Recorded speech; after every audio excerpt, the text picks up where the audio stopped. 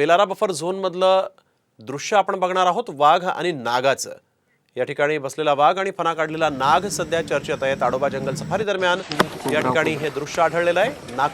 नागपंचमीच्या पूर्वसंध्येला नागपुरातील वन्यजीव प्रेमी नितीन घाटेंनी हे दृश्य आपल्या कॅमेऱ्यात कैद केलं आहे. तर जंगलातील नाग आणि वाघ समोरासमोर येण्याचं दृश्य हे दुर्मिळ होत चालल्याचं वन्यजीव प्रेमी नितीन घाटे यांनी सांगितलं.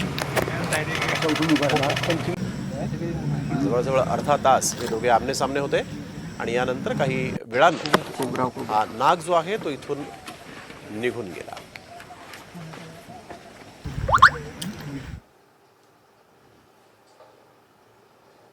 ताडोबा जंगल सफारी दरम्यान पर्यटकांना ही अनोखी पर्वणीच म्हणावी लागेल. जवळपास अर्धा तास तो कोब्रा आणि हा मेल टायगर हे दोघंही अमोरासमोर होते. तो respect and fear for each other, जोवर ते तुमचं भक्ष्य नाही तर उगाचच त्याला डिवचून किंवा उगाच त्याला हार्म करून किंवा करायला पाहिजे नाही असं माझ्या मते वाटतं. आणि तो जंगलाचा अनरिटन रूल आहे आणि मोस्टली सगळे ॲनिमल्स तो फॉलो करतात.